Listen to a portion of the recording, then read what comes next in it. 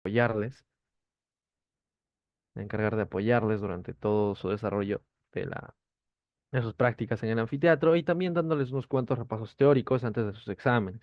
Recuerden siempre estudiar previamente, no lo dejen todo para el final. No quiero ver 80 chicos tratando de hacer cola en el último repaso práctico que hagamos. Ya les hablé de eso, así que tengan mucho cuidado en ese sentido. Ahora, para introducción a la anatomía, para la parte teórica, al menos con nosotros, con la identidad de Nato, quiero recordarles de que todo es lo más dinámico posible, lo más didáctico que ustedes puedan hacerlo. ¿A qué me refiero con esto? Cualquier duda, consulta, pregunta que tengan, me interrumpen, abren el micrófono, escriben en el chat, levantan su mano, yo lo voy a poder ver y la absolvemos en ese momento. Si quieren que repita algo, también me lo dicen. Sin ningún miedo, ¿ok, chicos? Esa es la fórmula, la dinámica que vamos a tener aquí en la parte teórica. ¿Ok? Así que vamos a continuar. Al hablar de introducción a la anatomía, tenemos que saber qué es la anatomía. Esta es una parte de la diapositiva que había puesto antes, en la cual tenemos que saber qué es la ciencia que estudia las estructuras de los cuerpos organizados, ya sea por órganos y segmentos. Nosotros vamos a estudiarlo, estos órganos organizados, en regiones. Acuérdense de esa palabra, que se llaman regiones anatómicas. Y estas regiones se van a dividir en el mismo orden que ustedes llevan el curso.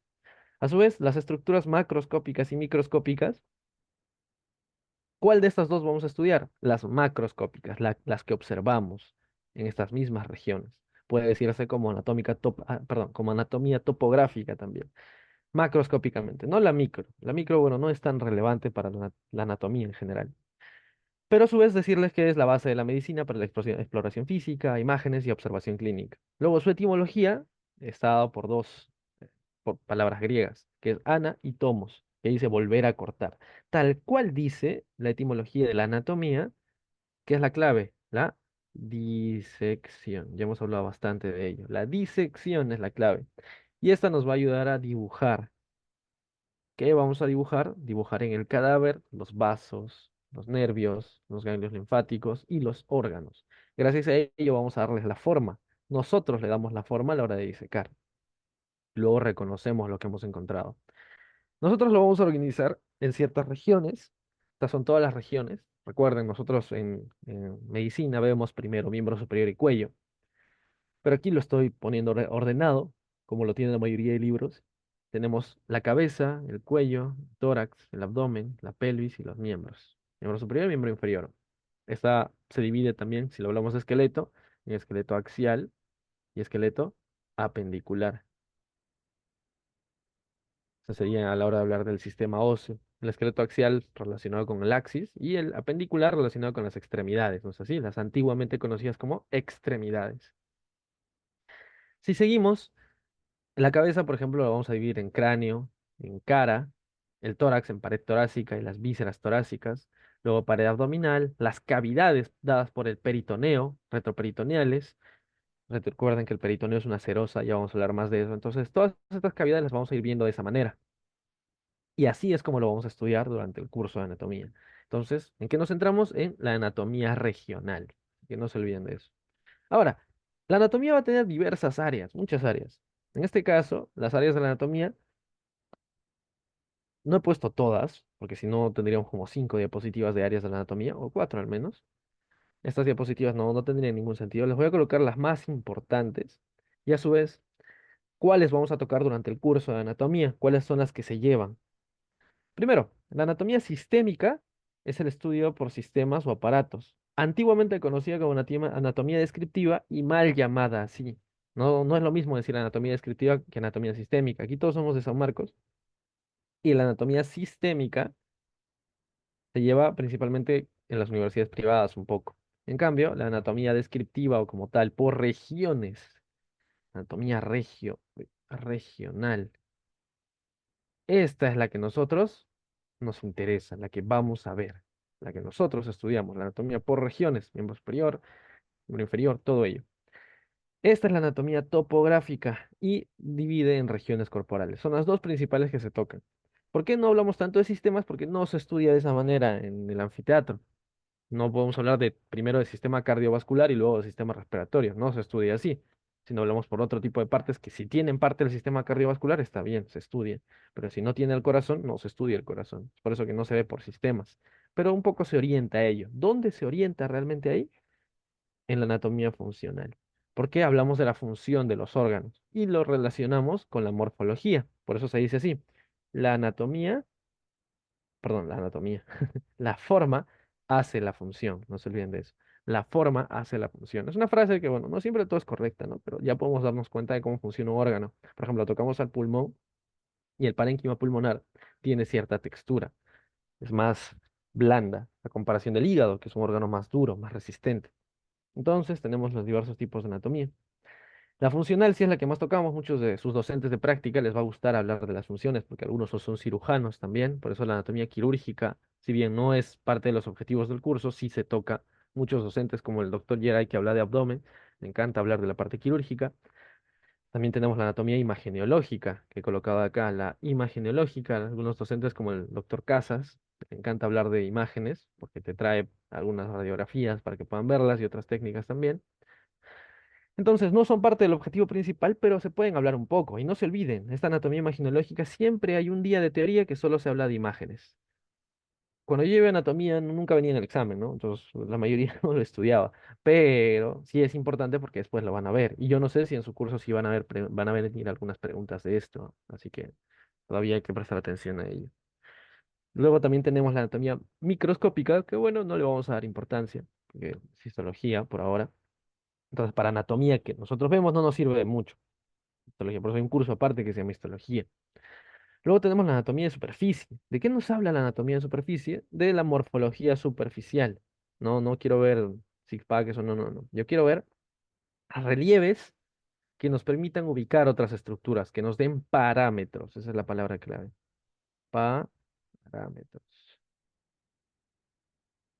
Se hablan de centímetros a partir de cierta estructura. Se hablan de depresiones, de fositas, de escotaduras, se hablan también de relieves óseos como tal, la apófisis coracoides, todo eso se puede observar externamente o palpar, palpando, todo se observa palpando y se mide a partir de ello. En el abdomen tenemos puntos dolorosos, tenemos lugares de ubicación de ganglios linfáticos, reconociendo anormalidades, todo eso es anatomía de superficie y estas características de base son las que se estudian en este capítulo, en esta área de la anatomía. Y también es muy importante que sepamos reconocerla en el cadáver. Así que este es otro objetivo fundamental del curso de anatomía. Funcional, regional, sistémica, microscópica no tanto, clínica aquí.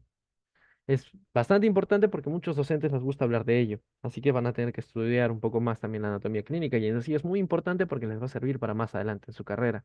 La quirúrgica, si bien no es un objetivo, a muchos docentes les gusta mencionarla. Las imágenes sí, no tanto. El único doctor que conozco que suele traer así es el doctor Casas, a veces el doctor Delgado también, que son muy buenos docentes. Luego tenemos la anatomía comparada. Esta anatomía comparada estudia la evolución de los seres vivos. No es tanto un objetivo del curso, pero ¿por qué la menciono? Porque es un área muy importante que nos ha ayudado a progresar bastante en el desarrollo de la anatomía, ya que no podemos tocar tantos cuerpos, pero sí podemos observar más los animales. Entonces, esta anatomía comparada es bastante importante para el progreso de este arte o ciencia, como prefieren denominarlo, que es la anatomía. Entonces, son las diversas áreas que vamos a estudiar. Luego, finalmente, algo que nosotros, que ustedes no van a tocar en el anfiteatro, no hablo de la disección porque insto a que ustedes realicen disecciones, me refiero a las técnicas anatómicas. Nosotros en la ayuntía las desarrollamos, pero ¿cuál es el objetivo de estas técnicas? No es decir, ah, mira, se ve bonito. Ese no es el objetivo. El objetivo es la enseñanza, la didáctica. La imagen que ven acá superior al medio, en la parte media, es una técnica que se conoce como Mulligan. Así, Mulligan. Esta técnica de Mulligan nos permite, nos facilita el reconocimiento y la diferenciación de la sustancia gris, que está de color azul oscuro, de la sustancia blanca, que está en color o azul muy claro o blanco. Esa es la importancia de esta técnica, que se llama la técnica de Mulligan o tinción de Mulligan. Luego hay otra técnica como la que están viendo acá que se llama de Kingler, que es de disección del sistema nervioso central. Nos permite disecar la sustancia gris que están viendo acá y solo observar la sustancia blanca. Aquí ven un hemicerebelo del lado izquierdo con sustancia gris y un hemicerebelo sin sustancia gris, que solo se ven, ¿qué cosa? Las folias del cerebelo, solo se ven las folias. Miren, aquí está en un cerebelo bovino, el árbol de la vida. Y ahí se ve sustancia gris azulito, perdón, sí, sustancia gris azulito y sustancia blanca de color más claro, más blanco, ¿no es así? Esa es la gran diferencia. Ahora, esta técnica o estas técnicas van a facilitar la enseñanza. Miren acá, la sustancia gris de la médula y la sustancia blanca de la cara externa de la médula. Luego aquí inyección vascular, que nos permite apreciar de mejor manera los vasos sanguíneos, en este caso en el encéfalo bovino. Y luego la disección que están viendo acá, que en sí es un pilar fundamental para ustedes que va a ayudarles a decidir qué es lo que quieren hacer más adelante con su carrera. Es un punto de inicio. Ahora, continuamos con el sistema de descripción anatómica. Y es muy importante que ustedes sepan cómo reconocerlo. ¿Por qué se los menciono así? O sepan realizarlo, mejor dicho. Este sistema de descripción anatómica, ¿para qué nos sirve? ¿O por qué viene este nombre? Es un conjunto de normas, o en sí un conjunto de puntos que debemos aprender y que nos ayudan a hacer una correcta descripción de estructuras en el cuerpo o de estructuras en órganos. Esta denominación de sistema de descripción anatómica se encuentra en algunos libros, otros libros prefieren llamarlo de otras maneras. Yo elegí esta que me parece más correcta o más atractiva o más explícita. Otros, como por ejemplo términos anatómicos importantes que menciona el Gray, son bastante importantes también, o está bien llamarlo de la manera que cualquiera prefiera, ¿ya? Pero ¿para qué sirven? Para estudiar la anatomía de forma correcta y, con mayor énfasis, saber describir los órganos. Si yo no sé nada de esto que vamos a hablar hoy, no voy a poder decir, este órgano se encuentra aquí y este otro órgano se encuentra aquí, porque yo diría, ya este órgano se encuentra más afuerita de este otro, y así no se describe. Tenemos que tener unos puntos de descripción fundamentales. La posición anatómica es el primero de ellos y el que ustedes nunca deben olvidar, toda su carrera les va a servir. Esta posición anatómica, todos pueden decir, ya, yo miro hacia adelante y ya bacán, no, tiene puntos de descripción. Es una posición de referencia del cuerpo y está utilizada para describir la localización de estructuras. ¿Cómo se describe? El pilar fundamental de esto es el plano de Frankfurt. Este plano de Frankfurt se realiza en cabeza directa sin desviación, pero el propio plano está trazado más o menos aquí, mírenlo. Así, que es una mirada al frente. Pero, ¿a qué me refiero con plano de Frankfurt? Este plano está entre dos estructuras. Aquí coloqué borde superior del conducto auditivo externo y la base orbitaria, como se he hecho el trazo aquí. Ese es el plano de Frankfurt. Ahora, hay que reconocer algo. Un conducto, ¿cómo es? Como si fuera un tubo, ¿sí o no? Ese es un conducto, algo así. Pero, ¿qué será realmente lo que estamos viendo acá? Si yo veo la oreja ahí, no estoy viendo el conducto auditivo externo, estoy viendo el orificio auditivo externo. Hay que saber diferenciar esos otros términos anatómicos. Orificio es como una entrada, el conducto es como un tubo. Hay un conducto auditivo externo, un conducto auditivo medio y un conducto auditivo interno. Pero lo que vemos por fuera es el orificio auditivo externo. Entonces sería el borde superior del orificio auditivo externo hacia la base de la órbita o base orbitaria. Luego tenemos los ojos abiertos mirando al frente y al mismo nivel. Tenemos la boca cerrada y expresión facial neutra. ¿Por qué es importante la expresión facial neutra? Porque recuerden, hay varios músculos a nivel de la cara que son bastante molestosos de aprender, pero estos forman la expresión facial. Y para poder disecarlos y estudiarlos, tiene que ser neutra, ¿ok? Luego, brazos verticales y paralelos, como se observa en la imagen acá. Y estos brazos verticales y paralelos tienen que tener las palmas mirando al frente, como están viendo acá. Palmas mirando al frente y dedos hacia lateral. En este caso, el primer dedo hacia lateral, el dedo gordo, mirando hacia lateral. Entonces, palmas hacia anterior. Acá es anterior. Ahorita vamos a ver qué significa anterior. Y los talones hacia posterior, naturalmente. Posterior o talones juntos. Los dedos tienen que estar en aducción y los pies tienen que estar paralelos. ¿Ok? Pies paralelos, como se observa acá. La punta de los dedos mirando hacia el frente. Así debemos reconocerlo. Luego, esta posición anatómica nos va a permitir trazar planos que estamos viendo en la imagen de acá y vamos a ahondar un poco más después. Estos son los planos anatómicos. Pero antes debemos recordar el decúbito. Nosotros en la disección tenemos los cuerpos principalmente en decúbito. El decúbito no es tal cual se ven las imágenes acá, ya que generalmente están en la posición anatómica o lo más cercano a esta, son cuerpos en extensión. Y una clave para acordarnos del decúbito para más adelante Es que el decúbito va a significar lo que toca el suelo. Si yo digo decúbito supino, significa decúbito dorsal. El dorso es lo que toca el suelo. Eso es el dorso. Decúbito lateral, mi parte lateral, es lo que toca el suelo. Y el decúbito prono o ventral, la parte ventral es la que toca el suelo. Es una clave para acordarnos de cuál es cuál en el decúbito. Supino, espalda toca el suelo, el dorso toca el suelo. Lateral, la parte lateral. Y ventral o prono, la parte ventral lo toca, ¿ok? A ver, hay asistencia. Ya pasaron asistencia, chicos. Pueden rellenarla. Entonces, vamos a continuar, ¿ok? Esa es la posición anatómica. Si seguimos, tenemos, a ver, no me deja avanzar. Tenemos los planos anatómicos. ¿Qué planos vamos a tener? Vamos a tener tres planos que se llaman el plano coronal, el plano sagital, los planos transversales, horizontales o axiales. En sí, tres planos. Plano sagital, coronal y axial. Estos planos se trazan respecto a una posición anatómica bien realizada, como la imagen de la derecha, o en este caso una mujer en la posición anatómica. Miren, palmas hacia adelante, hacia anterior, punta de los dedos, el del primer dedo, perdón, hacia lateral, talones juntos, pies hacia anterior y dedos en aducción. Ahora, esos son la posición anatómica y estos planos, tenemos un plano coronal que está orientado verticalmente, como el que están viendo acá, sería el plano coronal, el de color verde, plano coronal. Y como ven, el cuadrado, el rectángulo de color verde, este rectángulo nos permite dividir el cuerpo en anterior y posterior. Ese es el plano coronal y eso es lo que hace el plano coronal. Pero luego también tenemos otro plano que es el plano sagital. El plano sagital, ¿qué va a hacer? Está orientado verticalmente y es perpendicular al plano coronal. Y este nos va a dividir el cuerpo en derecha e izquierda. Este es el sagital. En derecha e izquierda.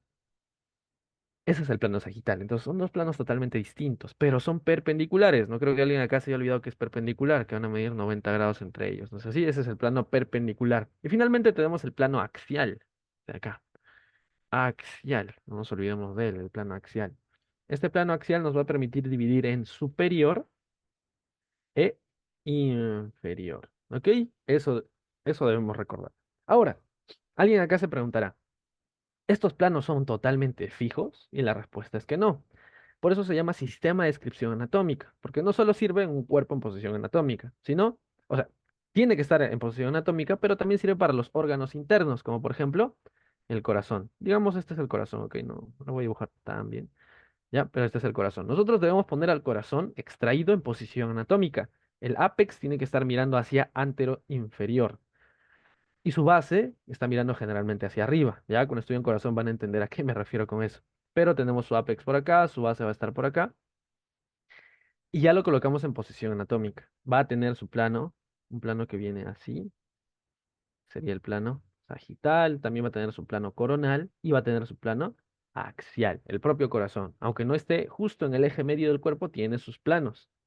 Y esto nos ayuda a orientarlo adecuadamente. Hay varios planos sagitales, hay varios planos coronales, varios planos axiales, de acuerdo a los diversos órganos que tengamos. Por eso nos permite escribir de mejor manera. Esos serían los planos anatómicos. Y ahora vamos con el sistema de localización o la propia descripción como tal. Este es el punto más quizá complicado de entender, pero si lo entienden bien o si lo logran comprender, se van a dar cuenta de que no es muy difícil. Primero vamos con las partes sencillas. Ya saben que superior está arriba. También se le conoce craneal, se le conoce como cefálico. Luego tenemos inferior o caudal o podálico, cualquiera de ellos, son similares, son lo mismo, donde cambian a nivel del sistema nervioso central. Hay un eje que se llama el eje de Forel, hay otro que es el eje medular. Esos ejes cambian a nivel del sistema nervioso central, solo ahí. En el resto del cuerpo sí lo mismo. Por eso acá coloco anterior, ventral o rostral. Rostral solo se utiliza en la cabeza, no se usa en el resto del cuerpo. Yo no puedo decir mi abdomen, la piel anterior de mi abdomen también se conoce piel rostral o parte rostral, no, solo se usa en cabeza o en sí en sistema nervioso central. Ya lo vamos a ver más cuando veamos cerebro. Y tenemos la parte posterior o dorsal, que se encuentra en el dorso. Entonces, anterior, ventral o rostral y posterior o dorsal. Todo eso nos permite describir adecuadamente. Miren, acá tenemos una vértebra.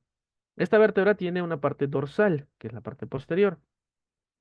Tiene una parte, una cara ventral. También podemos compararlo un poco. El cuerpo de la vértebra es más ventral a comparación de la apófisis espinosa, que es más dorsal. Ayuda a comparar también. Miren, esta, la siga apófisis o apófisis articular superior, está más superior que la lámina de la vértebra.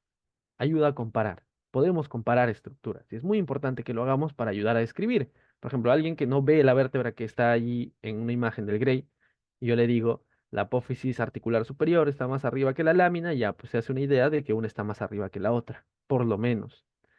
O si le digo el cuerpo está anterior con respecto a la apófisis espinosa, se va a dar cuenta, se hace una idea de que el cuerpo tiene que estar más hacia adelante en todas las vértebras. Para eso sirven estas estructuras, nos ayudan a localizar al escribir, sin tener una imagen o el propio cuerpo delante. Y es por ello que este sistema de localización tiene que ser unificado y todos lo usen. Y al unificarse se puede plantear en libros, en artículos y todo ello. Por eso es muy importante que ustedes lo sepan de esa manera. Y los libros que van a leer y que ya les hemos recomendado, funcionan de esa forma. Quizá alguien se preguntara por qué no recomendamos el MUR. Pues porque el MUR tiene algunos errores que preferimos no tener en cuenta. Por eso el MUR no es un libro que solamos utilizar. No digo que sea un libro malo para nada, pero preferimos el Gray, por ejemplo. Nos parece más didáctico y lo usamos un poco más. Luego seguimos algo sencillo también, superficial y profundo. Yo creo que es bastante esquemático saber decir qué es superficial y cuál es profundo. Pero por ejemplo acá, el plano superficial es la piel y ya están llegando aquí en este caso al plano de las fascias o de las aponeurosis, que ya es un plano más profundo. Si empieza a disecar y va a llegar al hueso, en este caso puede llegar al radio o al cúbito, y ya está llegando al periósteo, que sigue siendo más profundo con respecto a las aponeurosis, que se vuelve un plano más superficial. También es comparativo, pero es así, superficial a profundo, bastante sencillo. Luego tenemos proximal y distal. Y aquí sí presten mucha atención. Aquí algunos pueden confundirse. Principalmente se usa para miembros. Y es comparativo. Comparativo. Eso es subjetivo. Comparar respecto a estructuras. Tiene que haber una comparación. Y se puede usar como referencia el eje central. Eje central, así. Se puede usar como referencia el eje central. Ahora, este eje central, que no siempre, ojo, se toma en cuenta, pero es un punto de referencia que nosotros tenemos que saber, lo vamos a escribir así. Están viendo aquí los dos planos sagital y coronal, justo la intersección donde se formaban los 90 grados. En esa intersección es donde nosotros vamos a conocer al eje central. Ese eje central nos va a ayudar a saber qué órgano o qué estructura está más proximal con respecto a otra. Por ejemplo, la persona que está disecando acá a la derecha está disecando un punto más proximal, ojo, digamos, está disecando el cuerpo de un músculo, que puede ser el músculo palmar largo, digamos. En este caso, va a ser en realidad el palmar corto. Está disecando el palmar corto, también conocido como palmar mayor. Está disecándolo. Y tenemos a la otra persona que está disecando la aponeurosis más cercana a la muñeca en esta zona. Esta persona en la derecha está disecando más proximal con respecto a la otra persona que está disecando más distal. Y ahí ya se tiene la comparativa. ¿Respecto a qué? Al eje central que estará por acá, en el cuerpo. Pero, digamos, alguien viene y empieza a disecar la punta del dedo, del tercer dedo. Empieza a disecar esa zona. Entonces, al disecar justo esa zona sería una parte más distal todavía. Distal. Y la segunda persona se vuelve proximal. Si quitamos esta. O si los comparamos, ambos serían proximales, pero el del medio es mucho más, es menos proximal que la persona de la derecha. Entonces, por eso les digo, sirve para comparar. A comparación del otro, que es lo que les menciono acá, que es medio, medial y lateral. Este siempre confunde. Medio necesariamente pueden ser dos cosas, o el punto medio de una estructura o el eje central, cualquiera de los dos. Punto medio de una estructura o el eje central. ¿Qué significa punto medio de una estructura? Que si lo cortamos allí, se divide en dos partes exactamente iguales, al menos en la morfología externa. Se divide en dos partes iguales. Ahora, ¿yo qué quiero decir con morfología externa? Miren, acá presten atención, ¿no? Morfología externa y el otro sería morfología interna. siempre hace referencia a un órgano como tal. Por ejemplo, yo uso al cerebro. Ya digamos, acá está mi cerebro, ¿ya? Ahí está mi cerebro, está mi cerebro de Rolando, el cerebro de Silvio, lo estamos dibujando allí. La morfología externa es lo que yo veo acá afuera, las circunvoluciones, los giros, eso es la morfología externa. Pero si yo lo corto y veo internamente lo que hay, abrimos el cerebro, eso es la morfología interna. Eso se cumple para el resto de estructuras, pero principalmente se habla siempre de morfología externa, lo que más se estudia. Hay miembros superiores y todo es morfología externa. Ahora, en esta estructura, al decir medio, nos referimos a ese punto medio que divide en dos partes iguales o al eje central. Pero cuando decimos medial es lo que se encuentra más cercano al medio. Y lo que decimos lateral es lo que se encuentra más alejado al medio. De nuevo, es comparativo, pero ¿comparativo qué? Respecto al medio o respecto al medial, a cualquiera de los dos. Yo puedo decir por ejemplo, yo digo mi hombro es más medial que mi mano. Ya, eso es correcto. Pero como les dije acá, ahí sería mejor decir proximal y distal. ¿Dónde nos puede servir más? Por ejemplo, digamos en tórax. Una estructura que solimos mencionar allí son los bronquios segmentarios. Un bronquio segmentario generalmente está más lateral a comparación de un bronquio primario, más lateral. Y el bronquio primario está más medial. Y a su vez la tráquea está más medial que el bronquio primario. Así se compara. Y el medio será una línea media que pase por la tráquea, por ejemplo. Eso es medio, eso es medial y eso es lateral. Así se suele describir, ¿ok? Si seguimos, tenemos los planos de disección. Estos planos es muy importante que ustedes los conozcan, porque nos va a ayudar a darnos cuenta en dónde estamos. Generalmente se cumple de esta manera. Primero está la piel, luego está el tejido celular subcutáneo, luego está la aponeurosis o fascia, luego está el músculo, luego el periósteo, luego el hueso y finalmente la cavidad. Ya vamos a hablar un poco de las cavidades. Tenemos la piel, la primera capa que se diseca, tenemos el tejido celular subcutáneo y aquí quiero hacerles énfasis en algo. El tejido celular subcutáneo, este TCSC, es el que más puede variar en su denominación y les hago énfasis desde ahora. Este varía como tenemos una fascia grasa y tenemos una fascia membranosa. Membranosa. Tenemos una fascia grasa y una fascia membranosa. La fascia grasa va a estar más superficial y la fascia membranosa va a estar más profunda. Y ojo, ¿dónde es esto? En abdomen. En el resto de estructuras no es así. En el resto de estructuras uy, solo ustedes deben decir ¿qué cosa? Tejido celular subcutáneo. Por ejemplo, yo puedo decir, después debajo de la piel de mi brazo, ¿qué habrá? Tejido celular subcutáneo. Pero si yo digo debajo de la piel del abdomen, ahí sí no. Ahí primero viene fascia grasa o fascia de Camper y fascia membranosa o fascia de Scarpa. Así viene en orden. Donde también puede cambiar en el escroto. Entonces hay estructuras donde puede variar un poco. Por eso el que más les hago énfasis en el tejido celular subcutáneo. Luego tenemos las aponeurosis o fascias, donde siempre hay controversia, qué es aponeurosis y qué es fascia. Lo único que quiero que se acuerden es que la aponeurosis va a estar relacionada al músculo. Algunos autores dicen que es una dependencia del músculo o una extensión de sus ligamentos. Eso sería una aponeurosis. Voy a ponerlo así, músculo. En cambio, la fascia, ¿qué va a ser?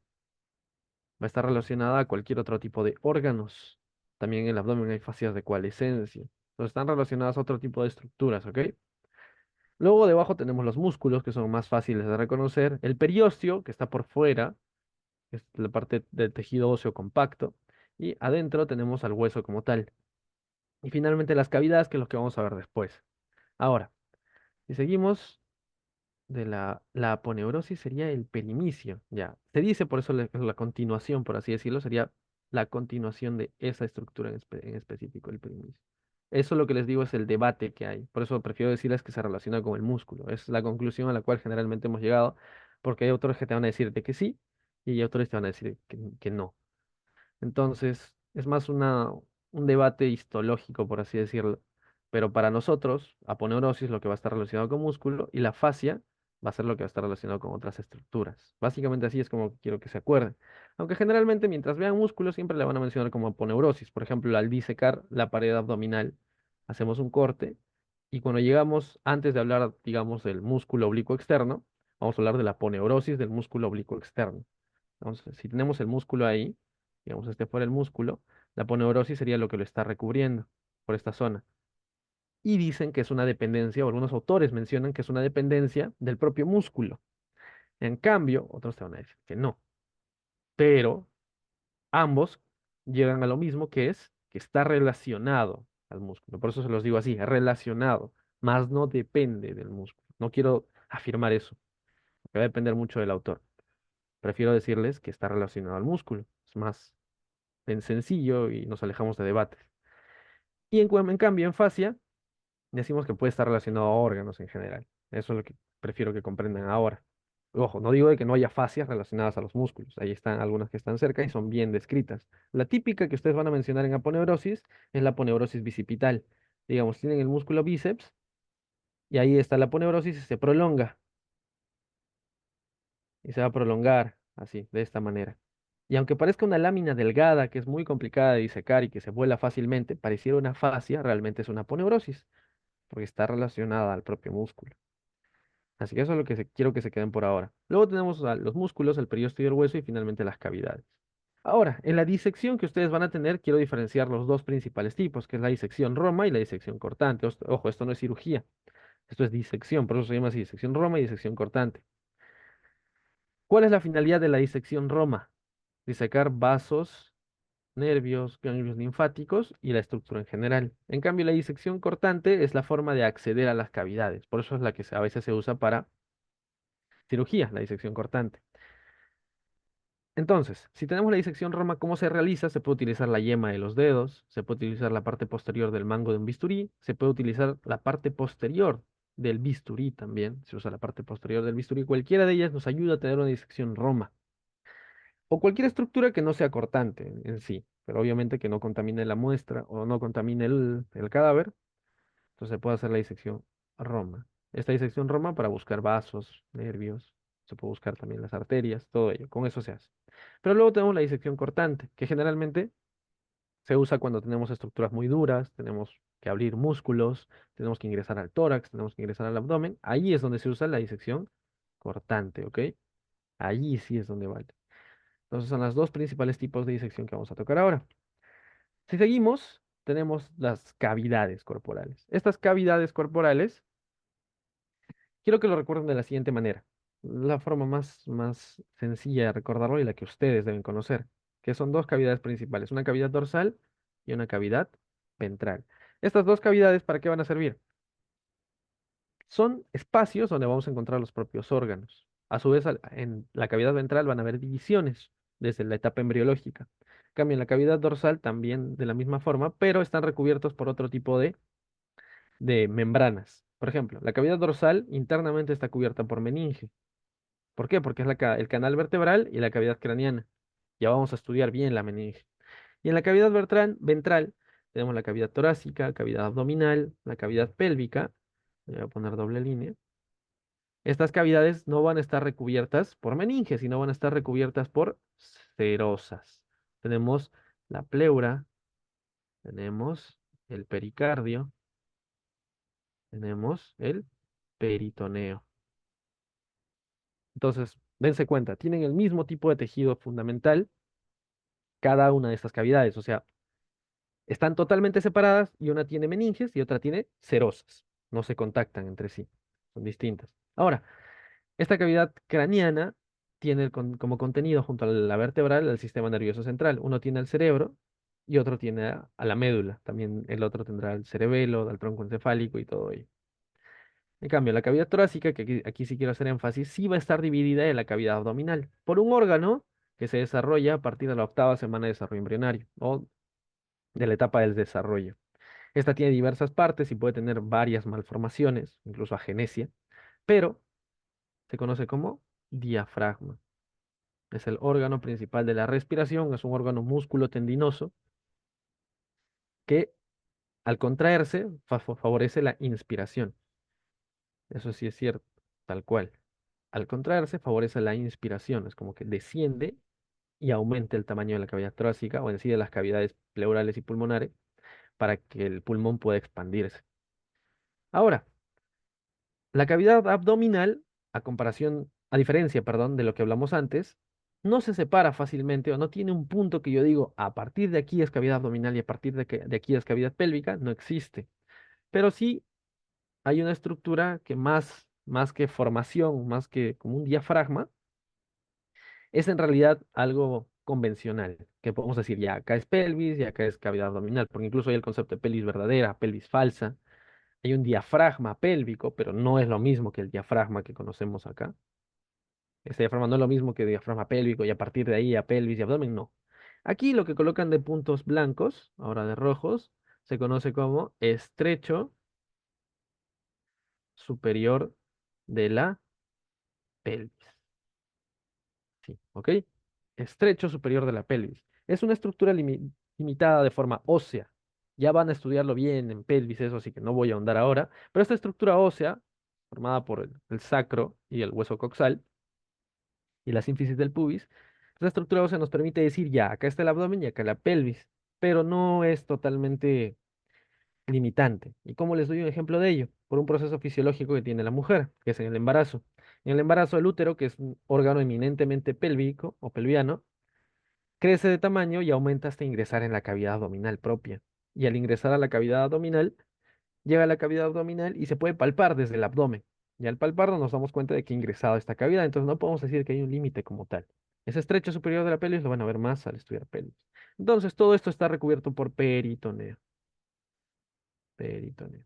Y aquí también podemos aprovechar en hablar de estos sistemas, de los sistemas que ustedes tienen que tener en cuenta a la hora de estudiar. Y aquí, ¿a qué me quiero referir? Miren, aquí quiero que tengan en cuenta algo muy importante. Nosotros estudiamos anatomía por regiones. Yo estudio miembro superior y luego paso a cuello. Y dense cuenta de algo. ¿Qué parte del sistema respiratorio está en el miembro superior? No hay realmente algo del sistema respiratorio como tal en el miembro superior. En cambio, en el cuello sí. Tenemos en el cuello la laringe, tenemos el inicio de la tráquea, también tenemos la cavidad nasal ya a nivel del cráneo. Entonces, en el propio cuello tenemos parte de la porción respiratoria, pero en el miembro superior no. ¿Qué quiero decirles con esto? No significa de que aunque no lo estudiemos allí en cuello o cuando lleguemos a tórax, no estudiemos el cuello ni la cabeza, no nos vamos a olvidar del resto de estructuras. Ustedes están estudiándolo parte por parte, región por región, pero deben aprovechar en unificar todo. Cuando lleguen a tórax, ya deben acordarse de lo que han visto en cabeza, en cráneo, lo que han visto en cuello, y así unificar el sistema respiratorio. Saber qué es el sistema respiratorio superior, o perdón, la vía respiratoria superior, o vía respiratoria inferior, o vía aérea superior, vía aérea inferior, las funciones del pulmón, recuerden anatomía funcional, que aunque no sea tal cual la anatomía descriptiva que se estudiaba antes, ustedes deben conocerla para llevar su práctica clínica, la anatomía funcional. Entonces, todo ello ustedes deben aprender a unificarlo. Por eso tenemos el sistema respiratorio, tenemos el sistema cardiovascular, no porque en tórax recién hablemos de corazón, ustedes no van a aprender las arterias del miembro superior, o no solo van a aprender las arterias, se las olvidan y recién ya a corazón deben aprenderlo todo en conjunto. Por eso es de que ahí en examen clínico, en anamnesis, tú tienes que tocar la muñeca, el canal del pulso radial y a su vez puedes auscultar el corazón y ver si hay una diferencia a la hora de los latidos. Entonces, todo eso se tiene que unificar. También tenemos el sistema gastrointestinal o sistema gastrointestinal a secas. Este sistema comienza desde la boca y va a terminar a nivel del ano. Eso incluye qué cosa: cabeza, cuello, tórax, abdomen, pelvis y periné, que es parte de la pelvis, ¿no? Todo eso se incluye en el sistema gastrointestinal. Entonces, aunque no lo estudiamos todo eso de golpe, como en las universidades privadas, tenemos que saber unificarlo. Y eso nos da una ventaja, porque podemos aprenderlo parte por parte, reconocer cada estructura y recién pasar a unirlo todo. Tener la base y unificar. Y eso es lo que quiero que hagan ustedes. Luego tenemos el sistema osteoarticular, que es lo primero que se va a tocar. Ustedes van a llevar osteología antes de llevar cada región. O sea, digamos, vamos a hablar miembro superior, primero van a ver osteología de miembro superior. ¿Y qué tienen que reconocer? Los relieves óseos y los principales ligamentos que van a encontrar allí. Eso es lo principal, las principales articulaciones también. Eso es lo que se toca, ¿ok? Ahora, si seguimos, vamos a hablar ya de lo último, ya para terminar y esperar a la siguiente ponencia de mi compañero, que va a ser las unidades estructurales. Esto ya sería lo último, que tenemos el parénquima y el estroma. Aquí quiero recordarles algo. Ya cuando avancen un poco o progresen más en la carrera, se van a dar cuenta de que algunos docentes ya no hacen esta diferencia, ya no les interesa tanto hacer esta distinción, sino directamente le llaman a toda la parte del órgano, le llaman parénquima, lo cual no está del todo mal, no hace falta hacer esta distinción siempre, pero ustedes deben conocerla. Miren, parénquima es la mínima porción de un órgano a la cual se deben sus funciones. En cambio, el estroma va a ser el soporte estructural del órgano. Tenemos el ejemplo típico, un alveolo, tenemos un bronquiolo respiratorio, vamos a tener, nos salteamos los sacos alveolares y llegamos de frente al alveolo. Así, digamos, estamos llegando de frente. Y tiene estructuras de soporte o de sostén. A eso se le va a conocer como estroma. Y al bronquiolo respiratorio y al propio alveolo se le va a conocer como parénquima. ¿Ya? Aunque a todo en conjunto, algunos prefieren llamarle parénquima. Esa sería la mínima porción de un órgano a la cual se le va a deber sus funciones. Este es el propio parénquima. Y el estroma va a ser el soporte estructural del órgano. En este estroma van a estar contenidos también vasos, en este caso venas o arterias, luego van a estar nervios y ganglios linfáticos. Ojo, también a nivel del, ya cuando estudien más fisiología o en sí sistema respiratorio, van a saber de que viajan arterias junto al propio bronquiolo respiratorio y van a llegar hasta el alveolo. Hay otros vasos que van a estar por fuera, en el estroma. Entonces, no hay que confundirlo de esa manera, hay que saber diferenciar qué es parénquima y qué es estroma, que son los dos bastante distintos. Y también podemos dar el ejemplo a nivel del riñón. El riñón también tiene un parénquima renal y hay un estroma renal. Recordemos que el riñón tiene una unidad anátomo-funcional. Al igual que acá es el alveolo, en el riñón se le llama la nefrona. Hay 1 millón de nefronas. Y esta nefrona está formada por un glomérulo, que bueno, no lo voy a dibujar tan perfecto, pero ahí tenemos el glomérulo, y luego tiene sus túbulos. El contorneado proximal, que lo vamos a dibujar así, el asa de Henle, el contorneado distal, bueno, esta parte es más gruesa, el asa de Henle, el contorneado distal. Luego, hasta el final, van a llegar al túbulo colector, y donde van a llegar distintas nefronas, y luego ya, ahora sí, entramos en la anatomía. Tenemos las papilas renales que llegan a los cálices renales, ya estamos a nivel de la médula renal, ya salimos de la corteza, o si estamos en una nefrona medular, acá arriba todavía estará la corteza, depende de qué nefrona nos estemos refiriendo, pero tenemos la nefrona acá. La nefrona como tal va a ser el propio parénquima secas y el estroma va a ser lo de soporte, ya sean los vasos que encontremos ahí, vasos arqueados, las ramas terminales de la arteria renal, vasos lobulillares, todos ellos van a estar a este nivel, en su estroma, envolviendo el órgano y formando su soporte estructural. No incluye a los vasos, ojo, pero van a estar muy relacionados en este estroma, como envolviéndolo. Esta es la mejor manera en la cual puedo ejemplificarles lo que sería la diferencia entre parénquima y estroma. Pero como les menciono, al final le van a terminar, o la mayoría de docentes termina diciéndole a todo parénquima. Así que estoy obligado a darles, a decirles eso último, que aunque nosotros debamos diferenciarlo muy bien, muchos prefieren no hacer esa distinción y llamarle a todo parénquima pulmonar, parénquima renal. Prefieren decirlo de esa manera. Ok, chicos, ya. Hasta este punto, ¿tienen alguna duda? Si no, para esperar la siguiente teoría, que sería la de triángulos del cuello. Ya, David, creo que puedes pasar a pausar la grabación. Y si todo está claro, genial.